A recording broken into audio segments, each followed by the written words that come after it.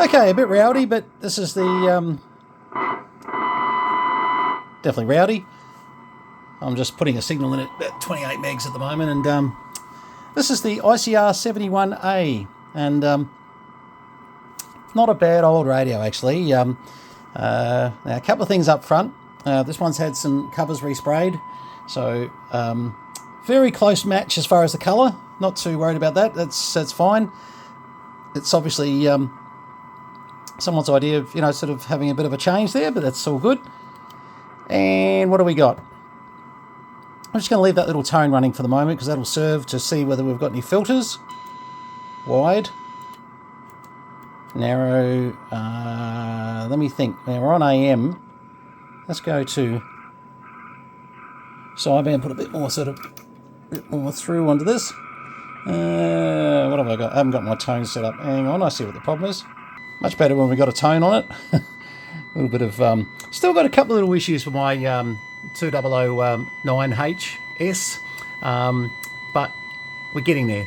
Look, you know, I've got 2 units. We're gradually making one out of the 2, and still picking up little things. I just picked up a problem then that won't require parts, but just requires me to pull my finger out. Okay, now let's have a look. Does the preamp? Let's go through a few features on this thing. Does the preamp work? There's the preamp off. So there we can see this little preamp here has about 10 dB? A little bit over 10 dB, I'd say there. Actually, that's a good way to check that. About 12 dB there, about 22, 23 dB there. So we've got about a 10 dB gain there. Now, what about the attenuator? Does that work? Oh, yes, it does. That's probably 20, 30 dB there. 20 dB, I'd say, actually. Being that we're coming back.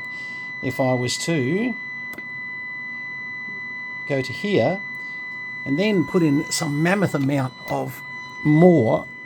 So let's put in right on 40 dB here and say, what does the attenuator do? It's about 30 dB attenuation. That's very interesting actually. Yep, about 30 dB. And obviously there it goes to 50 dB if we add that extra 10 dB there. So 10 dB we can prove there is what it does on the preamp, and it attenuates about 30 dB there. So all good. So I'm on AM at the moment, so I can see that they do widen and narrow the AM. But if I was to go to sideband, no, nothing on the narrow. Okay, so it does have the wide filter in there. The narrow filter it doesn't have. I noticed there was a one spot missing in there for a filter. There's 2 filters fitted and 1 missing, so make of that what you will. Now it has noise blanker, narrow and wide, which would be actually off and on here, then narrow and wide. Let's take that signal back down a bit, give it something so there's a bit of noise with it as well. I'll just bring that down here somewhere. Can we hear any difference? Not really. Let's go back further.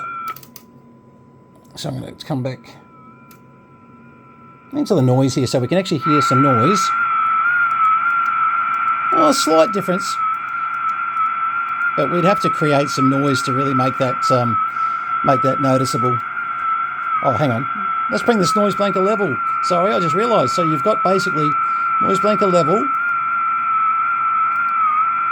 No, look, I'm not noticing anything on that. And I'm trying to create a bit of a noise signal there, but we're not really making a noise signal that's going to be all that usable. Low sideband, RTTY, USB, CW, etc. Oh, the dimmer, that's right. So if you don't like bright lights, I like bright lights. Let's just turn that down for a minute. So we basically have squelch here as well. So you can squelch off the signal. Tone. Yeah. Oh yeah, nice there. Now, also they had memories. So 32 was it, I think, from memory. Let's have a look. I was going to say 16 initially, but I thought, no, this is 71A 32 memories. How's that for memory? Passband, obviously on CW there, so sideband will see the same thing.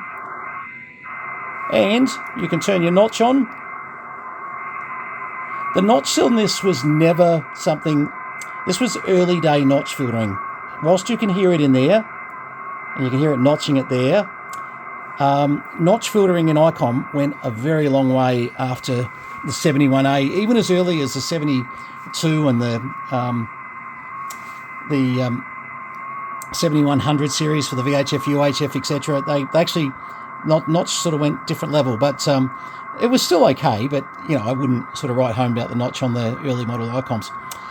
So we can obviously punch in a frequency, 29.0. Oh, that did well. 29. Whoops. 0000. Enter. There we go. 29 megs. And if we just bring that over, we should be able to show. Yep, same, receiving exactly 29 megs.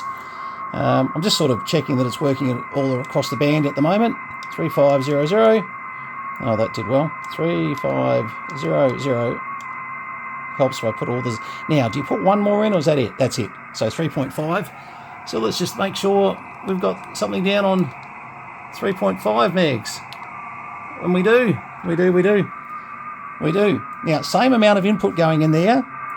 A little bit less signal, to be fair. It was actually hearing better up on the high bands than here. Not much difference, don't get me wrong. Once again, we can put the preamp in. Same difference every time. Not bad. So basically, you had 32 memories. A noise blanket that was okay. Once again, early days for Icom. They had a decent preamp, as you can see, and really just a nice all-purpose VFO run around the place, general coverage receiver. And I'm in the TS at the moment, so I'm in the fast scan or fast VFO. So there were a couple of ways to get around these. You could just do like so. If you hit band, you went up in 1 meg increments, like so. So it was a very quick way if you needed to get from one end of the band to the other. Or you could just say, well, hey, blow all that and 29 000. Actually, it's not where we want to go back to be honest. We had a signal of 3.5. 3500. And there we go. They were a good general coverage receiver that went, everywhere. A lot of people that buy these are more collectors who are looking to, add to their Icom range of receivers. Look, I sold these as an apprentice back in Jensen Electronics, which were the Icom dealers in Adelaide, and they sold well. All right, we've got the technical stuff out of the way. Let's go put on the antenna. I've got to move rooms for that, but let's just put on the antenna and see what it does when it actually has to hear a real signal versus all this test equipment rubbish that we always do. Although I like that rubbish because it tells me the things work. Won't be a tick here. To get a little bit here and there, but Okay. Got a bit of noise out on there. We're on 40 metres, but what a lot of spark and stuff in the air tonight. most of it all runs straight off, and the ground's too hard to soak it in properly there, Shane, so it all runs off, mate, over. Oh, might be Shane in there. VK3 Mike Sierra. Used to be KHZ. KHS. Just got his 2-letter call, and he's pretty proud of it too.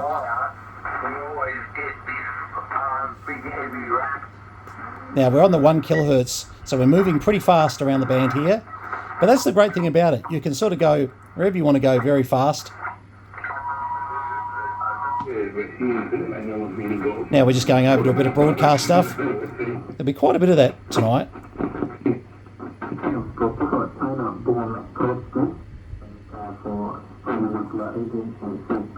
It's a lot of overloading going on there. Huge station.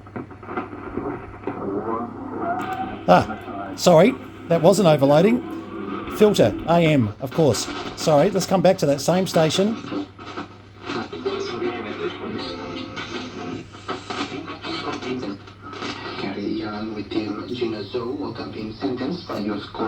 Isn't that amazing? Yeah, it's the filtering. Look at that. Very, very much in trouble there on the without the wide. You widen that up there on AM. Beautiful broadcast stuff. Absolutely amazing, actually, the difference there. So filters do make a difference, guys, especially if you're trying to listen to a bit of broadcast AM stuff. Let's have a look. Now, I'm going around all over the place on the antenna that's nowhere close to what it should be, but it won't matter. Some of these broadcast stations are so strong.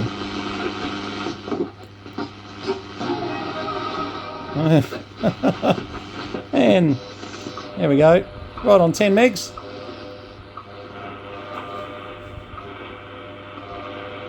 Very dependable, isn't it? I don't think we'll hear it on 15 megs at the moment. I tell a lie, 15 megs? How's that, eh? Some things are reliable. All right, let's go back to 7.1, and this is exactly what you can do that I like so much about it. We know Shane was on, no, he wasn't on 7.1. 7.1.7.9, he was on that one. And we can just go, oops, I went lower sideband. There's Shane and the boys. Yeah, Roger. Yeah, it's been raining here for 2 days, so... amazing. I like the fact you can get around these things so fast. And obviously, if you want to write that into... Oh, sorry, we had notch in too, by the way, so let's just have a look at that. Actually, that notch does more than I gave it credit for. That's beautiful. Take the notch out, back to the noise. You can just pick that spot there, trying to get rid of the static. Oh goodness, much better. Actually, big hands up for the notch. Now, if we want to write this to memory. I think you hold it for 2 seconds, and memory 1 should become. But to do that, how do we go to memory? Go to memory. Go to memory. No. There we go. There we go. So now we've got them in memory. So we go, look at this. This has got some memories in it. Beautiful. Actually. So someone's used it a lot of broadcast. That's the 160 metre call there. Well, there you go. It's got a few memories. But yes, just basically on the memory, hold the button for 2 seconds, and it writes to memory. Anyway, there you go. A bit of old history. Look, I'm not going to try and paint this one as out of the box like brand new. Whenever someone paints covers, it's obviously sort of not brand new. But what I will say, it's got a really nice front on it. It's got beautiful receiver, really is. Tonight is an expressly noisy night. I can't noise blanker any of this out. There's nothing going to happen no matter what I do. Fast or slow AGC, by the way, just to show that working. And off. I like slow AGC for a night like tonight. If the noise gets too bad, sometimes you'll even run the attenuator just to knock that noise back. In this case, probably not, because the stations are so good. Scan, we can actually, if we squelch, that should, yes. Oh, hang on. Is it going to, I think it waits and then it goes, waits so long and then it goes into, it's going to make a liar out. Oh, there it goes. I was going to say it's going to make a liar out of you here. But there you go. It can just scan the frequency. So it's not going to scan all the blank entries. It's just going to scan the as you see. Sort of speaks for itself. All right, let's come out of scan and let's come back to unscorching it. Probably the scan's only good if you're going to be using, really squelched up fairly high. You're waiting for a very strong signal to break it. Otherwise, a night like tonight, the noise is just going to kill you all the time. All right, well, I won't carry on much more. I just wanted to fire this thing up and give it a bit of a preview. It's going out the door, so look out for it on the for sale sites, absolutely. And it won't be a lot of money. Look, I'm not going to try and kid you. As much as I love the 71As, the minute, covers are painted, it does sort of detract a little bit off, the sort of top price that these can get. But it does have a good front panel, and it does have, very good... the working condition is brilliant. Actually, I'm very, very happy with what I'm looking at here. The boys are going quiet there.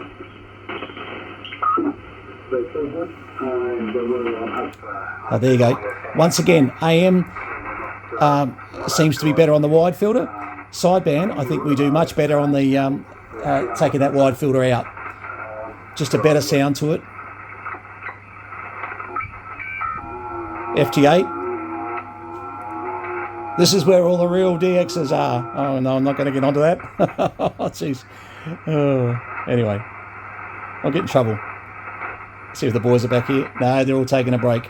All right, well, that'll do it for the moment. Thanks very much for having a look at this ICR71A. And if it's of interest to you, drop me an email, brenton@posnav.com.au. You can always get me through Facebook, 0418 844 700 to get me on the phone, and or SMS as well. All right, thanks very much for having a look at this little quick look at the ICR71A. Good old classic. Cheers, guys.